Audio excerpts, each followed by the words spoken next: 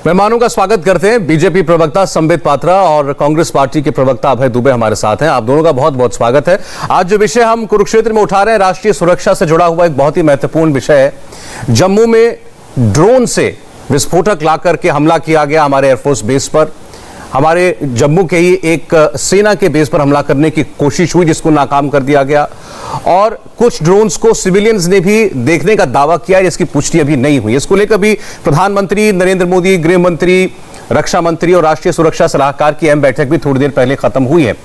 संबित पात्रा जी, अभी तक देश में जितने भी हादसे हुए या दुर्भाग्यपूर्ण आतंकवादी वारदातें हुई, उसमें हम ये देखते थे कि कोई आतंकवादी सीमा पार से आया, उसके पास बंदूक है, गोला बारूद है, और वो नुकसान करके या वो जिस उद्देश्य से आया था कभी कामयाब हुआ, कभी मारा गया।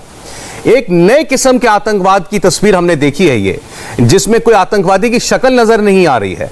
वो कहां से आया बारूद ये भी हमको पता नहीं है, लेकिन वो हमारे सैन्य अड्डे के ऊपर हमला करने में लगभग कामयाब हो गया। अंदर घुस के विस्फोट तो कर ही दिया, नुकसान भले ना कर पाया हो। तो ये एक कन्वेंशनल टेररिस्ट थ्रेट से कम बिल्कुल भी नहीं है। और पूछा यह जा रहा है कि सरकार क्या इस बारे में जागरूक नहीं थी? देखिए, आपने सच कहा कि जिस प्रकार से यूएवी, जो अनमैन्ड एरियल व्हीकल, जिसको हम ड्रोन भी कहते हैं, उसका इस्तेमाल करते हुए इस प्रकार के धमाके करना, यह नई बात तो नहीं है, मगर आतंकवाद के लिए एक तरह से नहीं है। क्योंकि आप याद करिए, ईरान, इराक और कई सऊदी अरब के ऑयल फील्ड्स को और कुछ राष्ट्राध्यक्षों को असैसिनेशन अटेम्प्ट्स में भी इसका पहले इस्तेमाल दूसरे देशों में हुआ है। मगर जिस प्रकार जम्मू कश्मीर में हमारे एरियल जो हवाई हमलों के लिए इस्तेमाल किया गया है, स्वाभाविक है, एक चैलेंजिंग, एक चुनौती भरा सिचुएशन है। और मैं स्पष्ट रूप से कह सकता हूं कि जैसे विगत 2 दिनों में एक बार तो उन्होंने हमला किया मगर ज़्यादा क्षति नहीं हो पाई, और दूसरी बार 2 ऐसे हमलों को निरस्त कर दिया गया। हमारी सेना प्रिपेयर्ड लग रही है, और मुझे लगता है इस चुनौती को लेकर जिस प्रकार से अभी आपके चैनल में मैं देख रहा था, कुछ हाई लेवल बैठकें भी चल रही हैं, तैयारी भी चल रही हैं। आज मैं आईजी कश्मीर के बयान को भी सुन रहा था, बहुत सारी चीज़ें उनके पकड़ में आई है जिसे वो अभी शेयर करना नहीं चाहते हैं। क्या इसमें पाकिस्तान का हाथ है, किस प्रकार से पाकिस्तान का हाथ है, किस प्रकार का जवाब दिया जाएगा, इन सभी विषयों पर चिंतन हो रहा है। और मुझे लगता है सरकार और देश आज प्रिपेयर्ड है। अभय दुबे जी, क्या कहेंगे आप? संबित पात्रा कह रहे हैं सरकार भी तैयार है, सुरक्षा बल भी तैयार है। नहीं सौरभ जी, पाकिस्तान परस्त आतंकवाद का दृढ़ता से देश के सभी नागरिक सरकार के साथ खड़े होकर इस आतंकवाद का मुकाबला पहले भी करते रहे, आगे भी भविष्य में भी करते रहेंगे। मगर प्रतिपक्ष का दायित्व है कि वो सरकार को सचेत करता रहे। तो मैं कुछ विषयों पर यहाँ प्रकाश डालना चाहता हूँ। जुलाई और सितंबर 2019 को पार्लियामेंट में हमारे माननीय सांसदों ने पूछा कि जैसे विश्व के दूसरे देशों में आतंकवादी ड्रोन का इस्तेमाल करके सिक्योरिटी इंस्टॉलेशंस पर हमला कर रहे हैं, क्या हमारे सरकार के पास उसके खिलाफ कोई प्लान है? फिर 20 सितंबर 2020 को भी ये प्रश्न पूछा गया पार्लियामेंट में। उन्होंने कहा कि जो हमारी सिक्योरिटी इंस्टॉलेशंस है उस पर अगर हमला करते हैं तो कोई कॉम्प्रिहेंसिव पॉलिसी सरकार की है? तो सरकार ने कहा कि bureau of police research and development ने एक सर्कुलर जारी कर दिया है। एक औपचारिकता थी वो, जो सरकार ने उसका जवाब दिया। इसके बीच एक डेवलपमेंट हुआ। Bureau of police research and development को अगस्त 19 में एक जवाबदारी दी सरकार ने, और उसमें DGCA, director general of civil aviation थी, गृह मंत्रालय था और एयरफोर्स थी। इनकी एक कमेटी बनाई और कहा कि ये ड्रोन को न्यूट्रलाइज करने के लिए अगर आतंकवादी हमला करते हैं, क्योंकि बार बार पार्लियामेंट में ये सवाल खड़े किए जा रहे थे, तो कहा कि एक कमेटी बनाई जाए और कमेटी इस बात की रिसर्च करे कि विश्व भर में ड्रोन को न्यूट्रलाइज करने के कौन से अच्छे तरीके हैं जी। उस कमेटी ने बाकायदा अपना वर्कशॉप किया, अपनी तैयारी करके सरकार को दी, मगर सरकार उसके बाद सो गई। उसके बाद सरकार ने उस पर कुछ भी नहीं किया, जबकि multi input multi output radars available थे, यूके का सबसे एडवांस सिस्टम था, लेकिन सरकार ने उस पर कुछ नहीं किया। उसके बाद एक और बड़ी घटना हुई। सितंबर 2020 में डीजीपी जम्मू कश्मीर ने एक प्रेस कॉन्फ्रेंस की, वो जो पब्लिक डोमेन में है। उन्होंने कहा कि राजौरी सेक्टर में एलओसी के सीमा के हमारे हिस्से में हमने राजौरी में कुछ आतंकवादियों को पकड़ा जिनसे ये कंसाइनमेंट लेने जा रहे थे, और ये खुलासा हुआ कि बड़ी मात्रा में इंडियन करेंसी, बड़ी मात्रा में ड्रग्स और बड़ी मात्रा में पाकिस्तान के द्वारा हथियार भेजे जा रहे हैं, जो कि भारत की सुरक्षा के लिए खतरा। आखिरी 10 सेकंड दीजिएगा जी कंप्लीट कीजिए जी। विनम्रता से 10 सेकंड सिर्फ चाह रहा हूं। उसके बाद 23-24 सितंबर को 2020 को एक रेड करती है जम्मू कश्मीर की पुलिस और आतंकवादियों के पास T-97 NSR राइफल्स पकड़ाती। ये राइफल कौन सी है? जो PLA यूज करता है, जो चीन की सेना यूज करती है। तो पता लगा कि जो इकोनॉमिक कॉरिडोर बना रहा है चाइना और पाकिस्तान भारत के कश्मीर के हिस्से पर, उसमें ये लोग हेक्साकॉप्टर और ये राइफल सिक्योर, उस एरिया को सिक्योर करने के लिए यूज कर रहे हैं, जो भारत भेजी जा रही है। तो आपका कहना यह है कि हमारा विरोधी जो है, हमारे दुश्मन जो है, वो ड्रोन्स का इस्तेमाल एक लंबे अरसे से कर रहे थे। आपने ये भी कहा कि पार्लियामेंट में ये सवाल सरकार से बार बार पूछे गए कि इस खतरे के प्रति आप लोग जागरूक हैं और अगर हैं तो क्या कर रहे हैं। मैं संबित पात्रा जी आ रहा हूं आपके पास, उससे पहले स्क्रीन पर कुछ तस्वीरें चल रही हैं, दोबारा वो तस्वीरें लाई जाएं। दर्शक सोच रहे होंगे कि ये हम तस्वीरें इस वक्त क्यों दिखा रहे हैं। ये जो अभी आप पिक्चर्स देख रहे थे, ये DRDO का काउंटर ड्रोन सिस्टम है। तो एक चीज का जवाब तो हम इस वक्त दे सकते हैं व्यूअर्स को अपने कि भारत में ऐसे ड्रोन खतरों से निपटने की तकनीक मौजूद है। ये आपके सामने जो इस वक्त पिक्चर चल रही है, इसके वीडियोस भी हैं, कैसे एक ड्रोन को नष्ट किया जाता है अगर वो किसी सिक्योरिटी जोन के आसपास आ जाता है। उसका भी डेमोन्स्ट्रेशन किया करके दिखाया गया है DRDO की तरफ से। अब ये कब का है ये आपको जानना होगा और इससे सवाल भी उपजते हैं और थोड़ा सा ये सुकून भी मिलता है कि कम से कम हमारी कैपेबिलिटी है। तो मैं ये जानकारी दे रहा हूं आपको कि DRDO की तरफ से इस टेक्नोलॉजी का डेमोन्स्ट्रेशन ये 2020 में और जनवरी 2020, अगस्त 2020, जनवरी 2021 में ये हमारी तमाम सुरक्षा एजेंसीज को DRDO की तरफ से दिया गया। इसके अलावा यही anti drone system VVIP protection duty में तैनात था 2020-26 जनवरी को, जब राष्ट्रपति ट्रंप भारत आए थे मोटेरा स्टेडियम में गुजरात में। उस वक्त इस तकनीक का इस्तेमाल किया गया था। इस तकनीक का इस्तेमाल 15 अगस्त 2020 को भी किया गया और 26 जनवरी 2021 को भी किया गया। हमारे पास ऐसे ड्रोन्स जो कि घातक हो सकते हैं, उनको मार गिराने की क्षमता मौजूद है और वो इस्तेमाल में है। लेकिन सवाल यह पूछा जाएगा कि फिर ये तकनीक उन इंस्टॉलेशंस पर क्यों नहीं थी, ये वहां क्यों नहीं लगाए जिन पर सबसे ज्यादा खतरा था या जो सीमा के नजदीक हैं। संबित पात्रा जी, देखिए, आपने खुद कहा कि DRDO हिंदुस्तान में इंडिजिनसली उन सभी एंटी ड्रोन सिस्टम को मैन्युफैक्चर कर रहा है। उसका उन्होंने एक डेमोन्स्ट्रेशन भी किया है और को इस्तेमाल भी किया है। देखिए, हिंदुस्तान इसमें सक्षम है, ड्रोन के विरोध लड़ने में हिंदुस्तान सक्षम है। दूसरी बात, क्या हर इंस्टॉलेशन के ऊपर ड्रोन का जो ये एंटी मिसाइल सिस्टम है, एंटी ड्रोन सिस्टम है, उसको हम इंस्टॉल कर सकते हैं? स्वाभाविक रूप से इसका एक जांच होता है कि किस जगह पर कितनी पॉसिबिलिटी है कि ड्रोन का हमला होगा। उसी के आधार पर ये सिस्टम को इंस्टॉल किया जाता है और थोड़ा वक्त भी लगता है।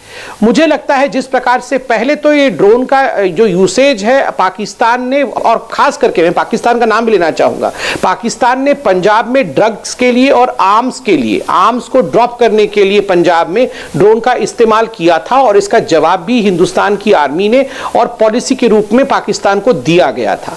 अब जिस प्रकार से जम्मू में ये जो अटैक हुआ है, आपने दिखाया कि पहली जो अटैक हुई उसको भी एक तरीके से कुंद किया गया है। बहुत ज्यादा RDX और बहुत पावरफुल एक्सप्लोजिव्स होते हुए भी बहुत डैमेज वो कर नहीं पाया है। वो यूनिडायरेक्शनल था, एक ही डायरेक्शन में उसका सारा फोकस गया।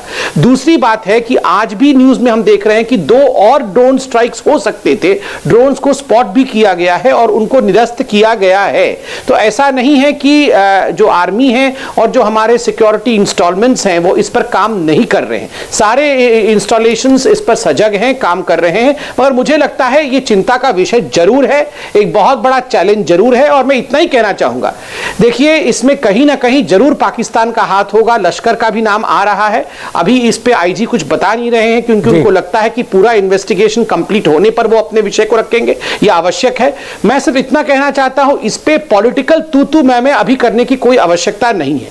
थोड़ा सा आप पेशेंस के साथ काम लीजिए। जब सारे तथ्य सामने आएंगे उसके बाद मुझे लगता है पॉलिटिकल तू मैं ये उचित रहेगा। अभी तो पॉलिटिकल बात तू मैं की नहीं है, लेकिन अगर कोई भी घटना, दुर्घटना, हादसा होता है तो उसके कहीं तो कोई रिस्पॉन्सिबिलिटी फिक्स की जाती है, कोई अकाउंटेबिलिटी होती है। जैसे अभी हमने ये बात बताई कि हमारे पास ये तकनीक है और ये VVIP सिक्योरिटी कॉर्डन में इस्तेमाल भी होती है। अगर हम अमेरिकी राष्ट्रपति के लिए, अपने राष्ट्रपति प्रधानमंत्री के लिए इसको इस्तेमाल कर सकते हैं तो और जगह भी इस्तेमाल हो सकती है। एक बात। दूसरा, आपने ठीक कहा कहां हुई, क्यों नहीं हुई, हर चीज की जानकारी आपको हो यह जरूरी नहीं है। बहुत सी चीजें राष्ट्रीय सुरक्षा से जुड़ी होती हैं, वो पब्लिक डोमेन में कभी नहीं आती। लेकिन अमरिंदर सिंह ने, अभी आपने पंजाब का जिक्र किया, कैप्टन अमरिंदर सिंह ने पंजाब के मुख्यमंत्री होते हुए पिछले साल सितंबर में, मैं डेट भी पढ़ दूं, 21 नवंबर 2020 में, माफ कीजिएगा सितंबर में नहीं, 21 नवंबर 2020 में चिट्ठी लिखी प्रधानमंत्री को और उनको आगाह किया कि पंजाब में कई जगहों पर हम देख रहे हैं ड्रोन्स आते हैं और पिछले 2 साल के अंदर 70-80 ऐसी वारदातें हो चुकी हैं। कभी AK-47 गिराते हैं, कभी कोई ड्रग्स का कंसाइनमेंट गिराते हैं, कभी कुछ करते हैं, और इसको गंभीरता से लिया जाए और सारे स्टेक होल्डर्स को लेकर के, साथ में सारी सुरक्षा एजेंसियों को लेकर के इसके लिए एक स्ट्रैटेजी बनाई जाए। तो आज विपक्ष ये पूछ रहा है कि आपको एक राज्य का मुख्यमंत्री, बॉर्डर स्टेट का मुख्यमंत्री पिछले साल आगाह कर चुका था कि ऐसा हो रहा है और आगे न जाने क्या हो जाए, तब तो जागना चाहिए था। इसमें अभय जी ऐड कर रहे हैं, फिर पाता जी जवाब देंगे। अभय जी ऐड कर रहे हैं, फिर आप जवाब। मैंने इसका उत्तर दिया, मैंने इसका उत्तर। अच्छा, डीजीपी जम्मू कश्मीर भी ये बात कह चुका है, प्रेस कॉन्फ्रेंस लेकर कह चुके हैं वो तो। पात्रा साहब, चलिए मैं उत्तर दे देता हूं। देखिए, आपने बिल्कुल सही कहा, और केवल अमरिंदर सिंह नहीं, उससे पहले भी जो हमारी इंटेलिजेंस फोर्सेस थी, इंटेलिजेंस के जो सोर्स हैं, उन्होंने भी इस विषय पर आगाह किया था। और तभी आपने जो डेट कहा कि जनवरी 2020 में डीआरडीओ द्वारा ये जो एंटी ड्रोन सिस्टम है उसको डेवलप किया गया, उसका प्रशिक्षण किया गया, उसका डेमोन्स्ट्रेशन दिया गया, और तमाम जो हमारे सुरक्षा बल हैं उनको इस विषय से अवगत कराया गया कि ड्रोन द्वारा आतंकवादी हमला यह भी एक पॉसिबिलिटी है। और पंजाब में इसके खिलाफ ऑपरेशंस भी हुए, और कई ऐसे ऑपरेशन कोवर्ट है जिनके विषय में अखबारों में छपा, मगर उनका एक डिटेल प्रारूप, क्योंकि ये कोवर्ट ऑपरेशंस है, यहां ना हमें पता है ना अखबारों में भी पूरी तरह से छप सकती है, मगर इसकी आशंका जताई गई कि कोवर्ट ऑपरेशंस हुए हैं। तो ऐसा कभी नहीं हो सकता है कि अगर ड्रोन का जत्था पाकिस्तान से आ रहा हो, इंडिया की सुरक्षा बलें आंखें मूंद करके बैठ जाएं और उस पर कोई कार्यवाही नहीं करे। बिल्कुल कार्यवाही कर रही है, और इसीलिए मैं आज कहता हूं, आज भी 2 ड्रोन को निरस्त किया गया है। यह एक नया चैलेंज है, केवल हिंदुस्तान में ही नहीं, बड़े बड़े देशों में, सऊदी अरब के बड़े बड़े ऑयल टैंकर्स को डिस्ट्रॉय किया गया, वेनेजुएला के राष्ट्राध्यक्ष पर हमला हुआ। ये एक बड़ा चैलेंज पूरे विश्व में है। पूरा विश्व इससे डील करने के लिए जो तरीके हैं वो आज इजराइल में अवेलेबल है, इंडिया के डीआरडीओ ने डेवलप किया है, यूएस ने डेवलप किया है। स्वाभाविक है इस चैलेंज को फेस करने के लिए एक बड़े आकार में, इसके लिए आपको रोड मैप तैयार करना पड़ेगा, जो मुझे लगता है आपने भी दिखाया, बैठकें चल रही हैं और लगातार ये बैठकें चल रही होंगी, कोई आज ही चल रही है ऐसी बात नहीं है, और लगातार ये इंस्टॉलेशंस हो रहे होंगे। सारी चीजें पब्लिक डोमेन में, कहां पर ये रडार छुपा के रखा हुआ है हिंदुस्तान की सरकार ने, कौन सी जगह पे रडार कितनी है, ये सब बातें हम यहां डिस्कस, ना हमें प्रवक्ताओं को बताया जाता है और ना हमें पता भी होता तो हम यहां डिस्कशन करते, हमें बताया ही नहीं जाता। ये विषय नेशनल सिक्योरिटी के हैं। जब आज आईजी ने कहा है कि वी आर प्रिपेयर्ड, पुलिस की तरफ से, जब हमारे सेना के अध्यक्ष इत्यादि कह रहे हैं कि we are prepared to fight on 2.5 fronts, तो बिल्कुल आप विश्वास रखिए प्रिपेयर्ड हैं हम। चलिए अभय दुबे जी। देखिए सौरभ जी, मुझको लगता है कि भारत की सरकार कम से कम पार्लियामेंट में तो गलत बयान ही नहीं कर सकती। पार्लियामेंट में उन्होंने जो जिक्र किया है, जिसका मैंने आपको जिक्र किया अभी, वो उन्होंने यही बताया कि स्टैंडर्ड ऑपरेटिंग प्रोसीजर हमने क्या है वो इशू कर दिया है। और इस बात का अभी जो मैंने कहा कि जो कमेटी बनाई थी उसने अपनी रिपोर्ट प्रस्तुत की कि कौन कौन से देश में एंटी ड्रोन सिस्टम बहुत इफेक्टिव है, जिसको हमको यूटिलाइज करना चाहिए। डीआरडीओ ने अगर डेवलप किया है तो ये संबित पात्रा जी जो कह रहे हैं, ये जम्मू कश्मीर का एयरफोर्स स्टेशन, ये तो वाइटल सिक्योरिटी का प्लेस है, यहां पर तो वो इंस्टॉल्ड होना ही चाहिए था। क्योंकि ये भी खबरें आ रही है, जिस प्रकार मीडिया ने बताया, कोई अधिकृत खबरें तो है नहीं कि वो उन ड्रोन को मार भी गिराया नहीं जा सका और वो वापस लौट कर चले गए। मैं यहां सरकार से आग्रह करता हूं कि कम से कम हमारे सांसदों ने जो प्रश्न खड़े किए, आपने कमेटी बनाई, कमेटी की रिपोर्ट पर एक्शन लीजिए, क्योंकि हिंदुस्तान ने बहुत सहा है। बीते 7 साल में मोदी सरकार के कार्यकाल में 16,573 आतंकवादी हमले हुए हैं, 1328 हमारे सैनिकों की शहादत हुई है, 1501 हमारे सिविलियंस ने अपने प्राण गंवाए हैं और 1191 बम धमाके हिंदुस्तान पर हुए हैं।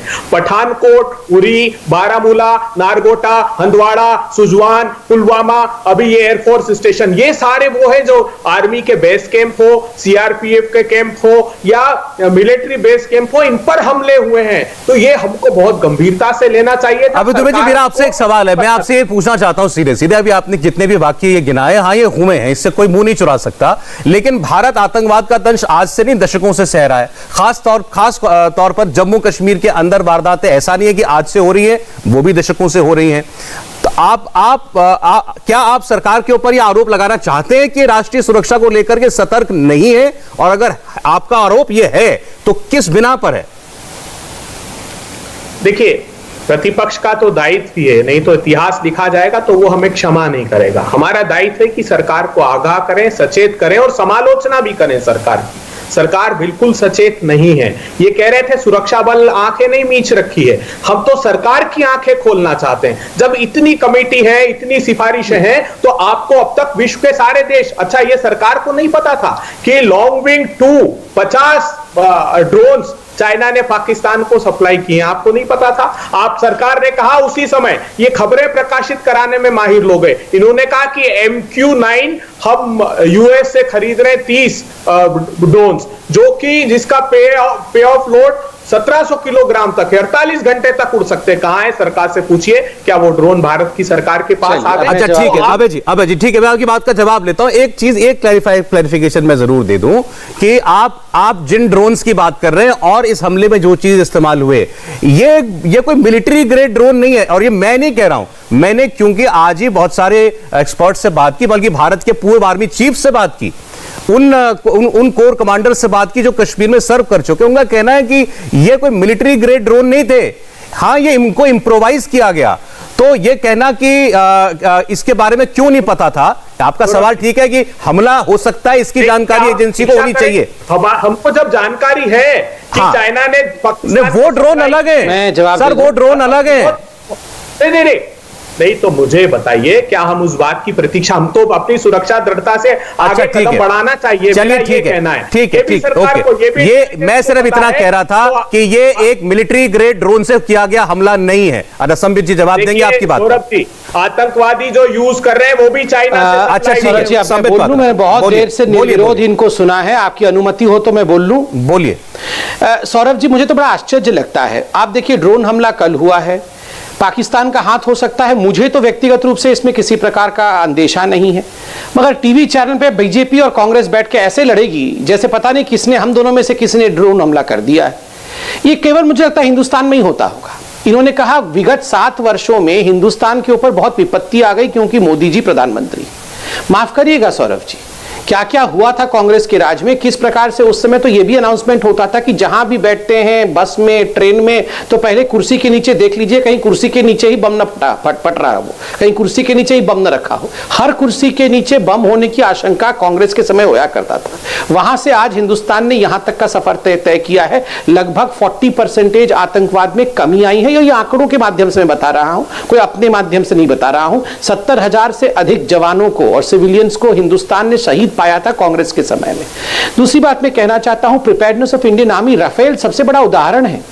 दशकों से राफेल के ऊपर केवल चर्चा चलती थी, एयर फ्लीट हमारा किस प्रकार रिड्यूस हो चुका था, स्क्वाड्रन स्ट्रेंथ कहां खड़ा था, आप बताइए। उस स्क्वाड्रन स्ट्रेंथ को बढ़ाने का काम मोदी जी ने किया है। बुलेट प्रूफ जैकेट तक हमारे जो आर्मी के जवान हैं उनके पास नहीं होती थी, ये देने का काम नरेंद्र मोदी जी ने किया है। बहरहाल मैं उस पर नहीं जाना चाहता, मैं सिर्फ इतना बताना चाहता हूं और एक हाइपोथेटिकल सिचुएशन दे रहा हूं। ये वही लोग हैं जो हम पे इतना सवाल पूछते हैं। कल को मालूम पड़ता है कि पाकिस्तान ने हम पे ड्रोन हमला किया है, पाकिस्तान, और वैसे 100% पाकिस्तान नहीं किया होगा, और जब इंडिया की आर्मी और इंडिया की सरकार रिटेलिएट करेगी और जवाबी हमला करेगी तो भी ये लोग विश्वास नहीं करेंगे। तो ये कहेंगे नहीं, दिखाओ, हमें सबूत दिखाओ कि इंडिया की आर्मी ने अटैक किया है। जिस प्रकार से सर्जिकल और एयर स्ट्राइक पे ये देश के ऊपर सवाल उठा रहे थे, पुलवामा पे तो इनके हरिप्रसाद जी, इतने बड़े नेता, उन्होंने खुद कहा था कि ये तो इंडिया और पाकिस्तान के राष्ट्राध्यक्ष मोदी जी और इमरान खान दोनों ने मिलकर अटैक किया है ताकि दोनों को अपने अपने इलेक्शन में फायदा हो जाए। तो मुझे तो बड़ा आश्चर्य लगता है इस ड्रोन के हमले में, यदि भारत इसका काउंटर अटैक करता है पाकिस्तान के ऊपर, तो फिर ये बोलेंगे चुनाव आ रहा है, चुनाव के लिए ये सब कुछ किया गया है। तो पहले तो इन चीजों का राजनीतिकरण करना बंद करिए, और जब देश के ऊपर इस प्रकार के हमले हो रहे हो, कम से कम हम सब एकजुट होकर बात करें। नहीं, ये बात आपकी ठीक है, लेकिन जैसा अभी आपने जिक्र किया जवाब देने की जहां तक बात है और पाकिस्तान के रोल की, अब ओवैसी, असदुद्दीन ओवैसी ने तो ये पूछा है आपसे, आप इस हमले का भी पुलवामा का जैसा जवाब दिया था वैसा जवाब देंगे? आप चीन से पूछेंगे? अगर ये उन्होंने कहा कि हो सकता है चीन का बना हुआ हो ये ड्रोन, तो चीन को पूछेंगे कि तुम्हारे ड्रोन का इस्तेमाल भारत की धरती पर ऐसे हुआ? देखिए, मुझे तो आश्चर्य लगता है, असदुद्दीन ओवैसी हो चाहे राहुल गांधी, ये लोगों को इतना सैडिस्टिक प्लेजर क्यों मिलता है? जब हिंदुस्तान के ऊपर कोई अटैक होता है, जब हिंदुस्तान के ऊपर कोई आतंक का हमला हो जाता है, इन सब लोगों को इतना सैडिस्टिक प्लेजर। आप चाइना से पूछेंगे क्या? आप पाकिस्तान पे अटैक कर देंगे क्या? अरे क्यों नहीं करेंगे, जरूर करेंगे। हम ही ने तो किया है। आप तो जाके MOU साइन करते थे, आप तो उनके टेंट के नीचे चाउमीन खा रहे थे। ये सारा कुछ किसने किया? ये हम ही ने किया। हमने आपके एप्लीकेशंस बैन किए, हमने कड़े आपत्ति जताई चाइना के खिलाफ, हमने स्ट्रॉन्ग एक्शन लिया। आप तो दोनों माँ बेटे तो 2008 में जाके MOU साइन कर रहे थे। मगर ये जो आप पूछेंगे कि नहीं, आप करेंगे कि नहीं, जब हम करेंगे तो आप सबूत मांगेंगे, जब पूछेंगे तो आप बोलेंगे क्यों पूछा, ये तो सामरिक विषय है, इस पे तो पूछना नहीं चाहिए। अरे ये वही लोग हैं जो भारत के खिलाफ कंप्लेंट करने यूनाइटेड नेशन तक चले जाते हैं और ये यहां पर आके इस प्रकार भलमानसपन दिखाते हैं। और अभी ड्रोन का हमला कल हुआ है, इन्वेस्टिगेशन चल रहा है। इनका उद्देश्य पाकिस्तान या चाइना नहीं है, इनका उद्देश्य है नरेंद्र मोदी जी को पहले डाउन करो। पहला हमला नरेंद्र मोदी जी पे कर दो, उसके बाद देखा जाएगा पाकिस्तान या चाइना। अरे आप ही पूछ लो ना ओवैसी जी, आप ही पूछ लो ओवैसी जी, आप ही एक प्रेस कॉन्फ्रेंस करके पाकिस्तान को गरिया दो, आप ही प्रेस कॉन्फ्रेंस करके चाइना को गरिया दो एक बार। नहीं, पहला प्रेस कॉन्फ्रेंस करके आपको गाली देनी है मोदी जी को। चाइना और पाकिस्तान के खिलाफ एक शब्द नहीं बोलेंगे, ना कांग्रेस वाले बोलेंगे और ना ओवैसी जी बोलेंगे। ठीक है, लेकिन अभी तक इस पर वैसे राहुल गांधी कुछ बोले नहीं है, इसमें आपने राहुल गांधी को भी घसीट लिया। अभी तक तुम ट्वीट रेडी हो रहा है, ट्वीट रेडी हो रहा है। अच्छा, अभी बोला ट्वीट आया, ट्वीट आया, ट्वीट नहीं आया। अब जवाब दुबे जी जवाब। सौरभ जी, मोदी जी ने एक शब्द चाइना के खिलाफ नहीं बोला। चाइना के प्रवक्ता बनकर खड़े हो गए और कहा कि ना वहां कोई घुसा है ना वहां कोई आया है। संबित पात्रा जी, इतिहास को पढ़ना सीखिए। चोला और नाथुला की जो विजय थी चाइना पर हमारी, उसके बाद चाइना का साहस नहीं हुआ। 1965 के समय जब पाकिस्तान से हमारा युद्ध हुआ था, तब चाइना बीच में जरूर बोला था, लेकिन 71 में जब पाकिस्तान के 2 टुकड़े कर दिए तो उसका साहस नहीं हुआ। आज चीन क्या कर रहा है? आप आंखें मूंद करके बैठे हैं। चीन ने 1200 स्क्वायर किलोमीटर हमारा कब्जा लिया। देश के सरकार के साथ आपने धोखा किया। आपने कहा कि डिसएंगेजमेंट हो रहा है और सिर्फ हमारा जो कैलाश रेंजेस है वो खाली चाइना ने करा लिए, जो LOC के हमारे हिस्से का था। लेकिन चीन अभी भी हमारे हिस्से पर बैठा है। डोकलाम में 71 डेज का स्टैंड ऑफ था। आपने देश को झूठ बोला कि डिसएंगेजमेंट हो गया, अलग अलग चले गए। 5 मार्च 2018 को आपने पार्लियामेंट में इस बात को स्वीकारा कि वहां पर परमानेंट मिलिट्री इंफ्रास्ट्रक्चर चाइना ने बना लिया है। संबित पात्रा जी, देश के साथ ये दगा देना बंद कर दीजिए। आपकी पार्लियामेंट्री स्टैंडिंग कमेटी, डिफेंस की जो कमेटी थी, खंडूरी साहब, उन्होंने क्या कहा? उन्होंने कहा विंटेज कैटेगरी में जवाब दे दूं। एक मिनट संबित जी, एक मिनट। मैं अभय जी, मुझे कोई एतराज नहीं, आप चीन के बारे में इनसे सवाल पूछना चाहते हैं। मेरा कहना है अभी थोड़ी देर हम अभी इस विषय पर हैं, बात कर लें। मैं ये पूछना चाहता हूं और मेरा ये आप विपक्ष में आप सुझाव दीजिए और संबित जी बताएं कि हम पाकिस्तान को लेकर अब इस हमले के बाद पाकिस्तान को लेकर के हमारी स्ट्रैटेजी और रणनीति क्या होगी? आप क्या चाहेंगे कि पाकिस्तान को क्या मैसेज दिया जाए इसके बाद? अभय दुबे शॉर्ट में बोले, फिर जवाब दे संबित पात्रा। देखिए सौरभ जी, मैं तो यही चाहूंगा कि ये ऐसा नहीं कर दे जैसे पठानकोट एयरबेस पर हमला हुआ और अमित शाह साहब ने कहा कि ISI आ जाए जांच करने के लिए। ये दुस्साहस मत करिए। आप इतना निर्भीकता से काम करिए और जो एंटी ड्रोन सिस्टम है, जिस कमेटी ने रिकमेंडेशन की है, जल्द से जल्द उनको दीजिए। आपने जो किया, जो पब्लिसाइज कराया कि हम US से ड्रोन, देखिए सौरभ जी, इसको गंभीरता से लेना चाहिए। ये यहां थमने वाला नहीं है। हम बार बार पार्लियामेंटेरियंस ने आगाह किया है, सरकार को समय पर सचेत होती। अच्छा ठीक है, अच्छा ठीक है अभय जी, आप कह रहे हैं अपनी तैयारी पुख्ता कीजिए। संबित पात्रा जवाब दें। देखिए, अभी आपने एक बहुत महत्वपूर्ण सवाल पूछा था और मजाक में नहीं कह रहा हूं सरोज जी। आपने कहा राहुल गांधी जी ने अभी तक ट्वीट क्यों नहीं किया है। आपने कभी देखा है कि चाइना के विषय को लेकर राहुल गांधी कोई संशय में रखते हुए ट्वीट करते हैं? वो कभी, क्योंकि कहीं ना कहीं ये जो MOU हुआ है, मुझे तो शक है इन सब का तार कहीं ना कहीं उनके परिवार के साथ भी जुड़ता ही होगा, क्योंकि ऐसा नहीं है पता नहीं होगा। देखिए, कांग्रेस ने एक बहुत बड़ा डोनेशन चाइना से लिया था, ये तो पता है आपको। कांग्रेस ने कितना बड़ा डोनेशन, एक सेकंड में कंप्लीट कर लूं, मैं तो बीच में नहीं बोल रहा था सौरभ जी, आपने मुझे तो रोका था, इनको भी रोक लीजिए जरा। नहीं, मैंने लेकिन उनको संबित जी, मैंने जब मैं ये चीन पर बात कर रहे थे, मैंने इनसे भी कहा था अभी मौजूदा विषय पे बोलिए। आप भी चीन पर जा रहे हैं, मैं कह रहा हूं पाकिस्तान पे बोलिए। 10 सेकंड, इन्होंने 30 सेकंड बोला, मैं 10 सेकंड चीन पे बोल के फिर पाकिस्तान पे आ जाऊं, ठीक है? प्लीज जरा आप। अच्छा अभय जी, ठीक है, अभय जी सुन लीजिए। देखिए, बातें तो दोनों ओर से चुभने वाली होती हैं, लेकिन सुन के जवाब दिया जाता है। अब आपको पूरा पर्याप्त मौका मिलेगा जवाब देने का, बोलिए। देखिए, डोकलाम के विषय में इन्होंने कहा जवाब देना आवश्यक है। जब डोकलाम का 72 दिन का स्टैंड ऑफ चल रहा था, आप याद करिए किस प्रकार से राहुल गांधी उस टेंट के नीचे पूरे परिवार के साथ पाए गए थे। क्यों? कुछ तो लेन देन चल रहा था। ठीक उसी प्रकार जिस समय ये सारा कुछ आज चीन का घपला चल रहा है, उससे पहले किस प्रकार दोनों राहुल जी और सोनिया जी चाइना जाके एमओयू साइन करके चुपके आ जाते हैं, और बीजिंग के ओलंपिक्स में सोनिया जी ही वीआईपी के रूप में, इवन प्राइम मिनिस्टर को इन्वाइट नहीं किया जाता है, मगर सोनिया जी वीआईपी बन के आती है। तो ये तार तो कहीं ना कहीं फर्स्ट फैमिली से जुड़ता है, इसमें कोई दो मत नहीं है। कुछ ना कुछ इनका एक चिड़ी तो पकी रहा है। जहां तक चाइना का सवाल है, जहां तक पाकिस्तान का सवाल है, इन्होंने कहा बिल्कुल आप पाकिस्तान को मजा चखाइए। आपको क्या लगता है हम पाकिस्तान को मजा नहीं चखाएंगे?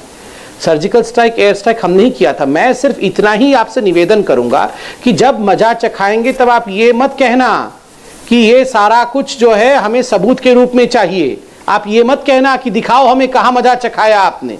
आप याद करिए, आप चाइना के बारे में कह रहे थे ना, यही कांग्रेस पार्टी थी जब प्रधानमंत्री चाइना के जो सैनिकों के साथ इंडिया के सैनिकों की लड़ाई हुई थी, जिसमें इंडिया के सैनिकों ने चाइनीज को मार दिया था, मार गिराया था, और उसके बाद शहीद हुए थे, कुछ लोग हॉस्पिटल में एडमिट थे। कांग्रेस पार्टी ने ट्वीट किया था ये हॉस्पिटल नहीं है, ये तो इंडिया की आर्मी ड्रामा कर रही है, दिस इज नॉट हॉस्पिटल, ये तो कॉन्फ्रेंस रूम में झूठ मूठ का लेट करके इंडिया के आर्मी के जवान ड्रामा कर रहे हैं। फिर इंडिया के आर्मी के अध्यक्ष को इस पे क्लैरिफिकेशन देना पड़ा था कि नहीं अभी कोविड का सिचुएशन है, इसलिए हमने कॉन्फ्रेंस रूम को इस प्रकार से आइसोलेशन सेंटर बनाया हुआ है, अलग से यहां ट्रीटमेंट चल रहा है। आप तो आर्मी के चीफ को विश्वास नहीं करते। मैं जवाब ले रहा हूं आपकी बात। आप किसको विश्वास करें? अभय जी, आपने कहा कि ये नेशनल सिक्योरिटी को लेकर ये सरकार सजग और सतर्क नहीं है। ये कह रहे हैं कि आप भी कभी भी आप लोग तो राष्ट्र की सेनाओं को लेकर के गंभीर नहीं है। देखिए सौरभ जी, आजाद भारत के इतिहास में एकमात्र राजनीतिक दल है भारतीय जनता पार्टी, जिसकी डिफेंस ने ऑफिशियली इलेक्शन कमीशन को शिकायत की कि हमारा इस्तेमाल ये इनकी राजनीति के लिए करते हैं। अरे भूल गए पुलवामा का 14 फरवरी का हमला, हमारे सैनिकों ने शहादत दी आतंकवाद पर। वो प्रधानमंत्री जी कहां थे? जिम कॉर्बेट में फिल्म की शूटिंग कर रहे थे प्रधानमंत्री जी। उसके बाद रुद्रपुर की रैली को उन्होंने संबोधित किया। ये गंभीरता है उनकी। भारतीय जनता पार्टी ने ट्वीट किया 2016 में कि चीन की कम्युनिस्ट पार्टी और भारतीय जनता दलाली बोल रहे थे, सैनिकों की खून को दलाल बोल रहे थे। आप सोचिए, ऑफिशियली चीन की कम्युनिस्ट पार्टी के खर्च पर यात्रा करने गए। ये ट्वीट है भारतीय जनता पार्टी का, मेरे पास वो 2016 का ट्वीट का प्रमाण है। संबित पात्रा जी, अगर गंभीरता से चीन पर कार्रवाई की होती तो छोड़ दीजिए ना, पैसा लिया है दोनों ने, ये तो हकीकत है। चाहे कोई इतना परेशान हो अभय जी, 2008 में कितना लिया था माँ बेटे ने, ये तो बता दो, इतना क्यों गुस्सा हो रही है?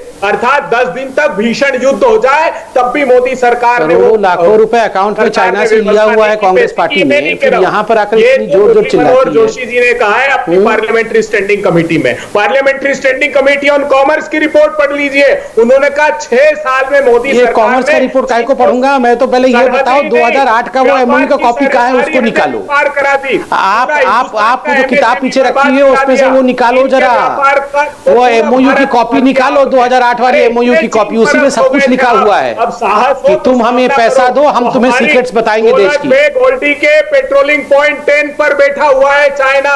चीन ने फिंगर 4 से 8 तक एक नया बफर जोन बना दिया है। चीन हमारे हिस्से से हमको हटाकर, कैसे मालूम? ये राहुल गांधी जी सैटेलाइट से जाकर देख रहे थे ये सब कुछ, जब हमारी इंडिया की आर्मी मना कर रही है तो ये राहुल गांधी जी कौन सा अपने सैटेलाइट लेके गए हुए थे वहां देखने के लिए? हमले किए। अरे हमने भी सर्जिकल स्ट्राइक की 4, ये मैं पूरा रिकॉर्ड लेकर आया हूं। 2008 अच्छा, तो आपने भी सर्जिकल स्ट्राइक किया था? 2011 शारदा सेक्टर में, 2011 में किया था। अच्छा, विक्रम सिंह ने 2014 में, आपने भी आर्टिकल 370 हटा दिया था ना पहले एक बार, लेकिन हमने कभी उसका राजनीतिक इस्तेमाल उस कागज में लिखा होगा, जरा ध्यान से पढ़ना जरा अभय भाई, कि आपने भी आर्टिकल 370 हटाया था। शायद मेरे को लगता है 2012 में आर्टिकल 370 हटाया था आपने भी एक बार। मेरे दोस्त, हटाया था ना? आर्टिकल 370 कब आया? आर्टिकल 370 बताओ कब आया? नहीं, आपने 2012 में शायद हटा दिया था वो। हाँ, उसका क्रेडिट भी कांग्रेस को जाना चाहिए। मैं बताता हूँ, मैं खुलासा करता हूँ, बेनकाब करता हूँ। अरे मैं तो आपको क्रेडिट दे रहा हूँ, क्रेडिट तो नहीं लो। आर्टिकल 37 एक्सेशन हुआ 14-15 मई 1949। हटाया कब था कांग्रेस पार्टी ने उससे? वो निवास पर क्रेडिट दे रहा हूँ उसका। 70 फाइनलाइज किया 26 नवंबर 1949 को जब संविधान अंगीकार किया। तो आपने 2012 में हटाया था ना, फिर हम आके दोबारा हटाए उसे। 70 आया, ये भी हम गलत कर रहे हैं। साहब के हस्ताक्षर से क्रेडिट आप ही को देना चाहिए। प्रसाद मुखर्जी सहमत थे। एक, हमने 45 संशोधन किया आर्टिकल 370 में प्रेसिडेंशियल ऑर्डर से। जी ठीक है, चलिए 370 पर बहस नहीं है, लेकिन इसमें कश्मीर के हालात का हवाला देना जरूरी है। चलिए ठीक है, अभय जी और संबित जी, अभय जी और संबित जी, संबित जी देखिए, प्रजातंत्र समाप्त, अभय जी 370 इतिहास की बात हो गई, छोड़ दीजिए। इन्होंने, इनकी सरकार में वो हटा है, आप ये भी कहते हैं और बहुत लोग ये कहते हैं कि वो पहले ही दंतहीन हो गया था, उसमें कुछ बचा नहीं था। ये आप अभी जो बता रहे हैं आप वो कह रहे हैं, ठीक है, लेकिन अगर वो एक ढांचा भी था तो वो ढांचा हटा है इनकी सरकार में, इसको भी स्वीकार करना पड़ेगा। प्रजातंत्र को समाप्त कर दिया ना। चलिए छोड़िए, मैं कह रहा हूं 370 विषय नहीं है, लेकिन कश्मीर आतंकवाद और कश्मीर के इस वक्त के हालात एक विषय जरूर है। संबित पात्रा जी, अब ये गंभीर विषय है और ये मैंने कई सारे एक्सपर्ट्स ने ये कहा है, और ये हर एक सरकार को बहुत सारी चीजों को फैक्टर इन करके कोई फैसला लेना पड़ता होगा, वो इस चर्चा का विषय नहीं हो सकता। लेकिन ये कहा जा रहा है कि कश्मीर की शांति को देखते हुए सीज फायर हुआ है 2003 के बाद, लंबे अरसे से सीज फायर चल रहा है एलओसी के ऊपर, उससे हमारे बॉर्डर इलाकों में बसने वाले लोगों की जिंदगी पर असर पड़ता है, उनकी जिंदगी में शांति आई है। पॉलिटिकल डायलॉग को आप लोग शुरू करना चाहते हैं, इस सब के बीच में पाकिस्तान को कैसा सख्त मैसेज किस रूप में दिया जाएगा, यह एक चुनौती है आपकी सरकार के लिए, इसको स्वीकार करते हैं या नहीं? देखिए सौरभ भाई, आप भी एक बात स्वीकार करेंगे कि जहां तक पाकिस्तान को सख्त संदेश देने का सवाल है, नरेंद्र मोदी जी की सरकार ने बखूबी समय समय पर सख्त संदेश, और केवल बॉर्डर पे नहीं, केवल सर्जिकल स्ट्राइक है, एयर स्ट्राइक के माध्यम से नहीं, यूनाइटेड नेशन तक में बहुत सख्त संदेश, और पूरा विश्व हमारे साथ खड़ी रही है जब हमने ये संदेश दिया है। मैं इतना कहना चाहूँगा कि जहाँ तक देखिए कश्मीर के सोल्यूशन का विषय है, कश्मीर के सिचुएशन का विषय है, आर्टिकल 370 जाने के बाद वहाँ पर लोकतंत्र समाप्त नहीं हुआ, लोकतंत्र की बहाली हुई, महिलाओं को उनका अधिकार मिला, जिस प्रकार से इनहेरिटेंस का अधिकार उनके पास नहीं था वो वापस आया, दलितों को रिजर्वेशन का अधिकार मिला, ह्यूमन राइट कमीशन जिस प्रकार वहां काम कर सकती है अब, जिस प्रकार वहां पर जो बच्चे, उनको जो दलितों के बच्चे थे उनको पढ़ने का अधिकार मिला, ये अपने आप में लोकतंत्र की बहुत बड़ी जीत है। और स्वाभाविक है जब वहां पर आज पत्थरबाजी बंद हो गई है, जब वहां लोग आज शिक्षा के लिए आगे बढ़ रहे हैं, जब लोग नौकरी के लिए आगे बढ़ रहे हैं, इंडियन आर्मी में भर्ती हो रहे हैं, तो स्वाभाविक है पाकिस्तान को ये हलक से नहीं उतरेगा, वो ड्रोन इत्यादि के माध्यम से पीठ पे छुरा भोंकने की कोशिश करेगा। और आप विश्वास रखिए उसका आगे का रोड मैप कैसा होगा, इंडिया कब पाकिस्तान से किस प्रकार का बदला लेगी, ये तो कोई प्रवक्ता टीवी पे नहीं बता सकता, मगर मैं मोदी जी के ट्रैक रिकॉर्ड से इतना बता सकता हूं कि ये कोई दो मत नहीं है कि बिल्कुल पाकिस्तान का हाथ साफ होते ही इसमें बिल्कुल बदला लिया जाएगा। मैं सिर्फ इतना चाहता हूं कि इसमें ये तू मैं वाली लड़ाई जो कांग्रेस रोज आके शाम को, देखिए पाकिस्तान को बाद में गाली, चीन को बाद में गाली, मोदी जी को पहले गाली देना शुरू कर दो, ड्रोन अटैक हुआ मोदी तू ऐसा, मोदी तू वैसा, ये मत करिए, इससे हमारे जवानों का भी मोराल गिरता है, इससे जम्मू कश्मीर के लोगों को भी बुरा लगता है। इतना बड़ा अचीवमेंट हुआ, सभी पॉलिटिकल पार्टीज वहां बैठे, सभी पॉलिटिकल पार्टीज ने मोदी जी से मीटिंग के बाद कहा कितनी शानदार मीटिंग हुई, हम सब मिलकर आगे चलना चाहते हैं। आप क्यों रंग में भंग, आप मतलब पाकिस्तान, आप अपने आप को पाकिस्तान मत सोचना, आप कहा मतलब पाकिस्तान, पाकिस्तान क्यों रंग में भंग डालना चाहता है, मैं ये और देखिए अभय भाई, मैं हाथ जोड़ के, आप तो मेरे भाई हैं, शिक्षित व्यक्ति हैं, मैं इतना ही कहना चाहूंगा, आप हाफिज सईद को गलत प्रूफ कर दो। ये जो हाफिज सईद कहता है कि आई लव कांग्रेस पार्टी, आप इसको गलत प्रूफ कर दो। चलिए प्लीज, ये stand with India, stand with our prime minister. चलिए ठीक है संबित जी, बोलिए अभय जी, बोलिए। देखिए वही बता रहे आतंकवाद का भूत, जिन्होंने नीचे हाफिज सईद का फोटो आ रहा था, फिर याद आ गया अजहर मसूद का प्यार, हाफिज सईद आई लव कांग्रेस कहता है। मेरा निवेदन इतना है कि हम सब दृढ़ता से सरकार के साथ हैं, मगर सरकार को चाहिए कि संवेदनशील तरीके से, कल तक गुपकार गैंग क्यों बोल रहे थे, फिर आप मुझे बताइए। अरे अमित शाह साहब तो कह रहे थे इंटरनेशनल साजिश है, वो ग्लोबल गुपकार गैंग हो गई, लेकिन उसी समय समानांतर रूप से लद्दाख काउंसिल में आप उसी गुपकार गैंग जिसको कह रहे थे उसके साथ सरकार चला रहे थे, और कांग्रेस के मैं उत्तर देता हूं इसका। हटाकर आपने एनसी के साथ वहां सरकार बनाई थी। तो ये दोहरा चरित्र बंद कर दीजिए। देश यही चाहता है कि आपका स्पष्ट दृष्टिकोण हो और एक विजन, कम से कम प्रधानमंत्री कंसिस्टेंसी रखे पॉलिसी में, चाहे वो पाकिस्तान से डील करना हो, चाहे वो चीन से डील करना हो। अरे भाई ठीक है, सोचो जरा 2 सेकंड साइलेंस करके सोचो तो विजन प्रधानमंत्री मोदी जी के पास हो सकता है, राहुल गांधी के पास, जरा सोचो जरा कैसी कैसी बातें करते हो शाम को आके, बताओ आप दोहरा चरित्र क्यों रखते हैं, बताइए ना। मैंने तो कोई दोहरा चरित्र, आप चलो टेस्टिंग हो जाए, आप टेस्टिंग करते हैं, आंख बंद करके दोनों भाई सोचते हैं विजन किसके पास हो सकता है, नरेंद्र मोदी जी के पास या राहुल गांधी के पास। अरे इसका उत्तर भी नहीं चाहिए, अपने आप ही हम उत्तर आ जाता है, आकाशवाणी से उत्तर आता है कि राहुल गांधी जी के पास तो विजन हो ही नहीं सकता है। ये तो अपने आप ही उत्तर आ रहा है आकाशवाणी के रूट से। अगस्त को डॉक्यूमेंट, ये आप इतना क्यों परेशान हो रहे हैं? यूनिलैटरल स्टेटस को चेंज कर दिया, क्यों हटा दिया? चलिए अच्छा ठीक है, अब एक भाई मेरे पास एक आखिरी कमेंट का वक्त है अभय जी, मैं ये संबित पात्रा जी को देना चाहता हूं आखिरी के 30 सेकंड। इन्होंने ये कहा जो भी काम करें, जो पॉलिसी रखें, कंसिस्टेंट पॉलिसी रखें। उस पर आपने तंज कसा कि वो विजन किसके पास हो सकता है, मोदी जी के पास या राहुल गांधी के पास, इसका आंख बंद करके जवाब सब लोग ढूंढ लें, लेकिन एक कंसिस्टेंसी होनी चाहिए आपकी अप्रोच में। इसमें कोई दो मत नहीं है, हम कंसिस्टेंट भी है और करेजियस भी हैं। कंसिस्टेंट इसलिए क्योंकि एक वाक्य में हमारा बिल्कुल दृढ़ संकल्प है कि talks and terror can never move together.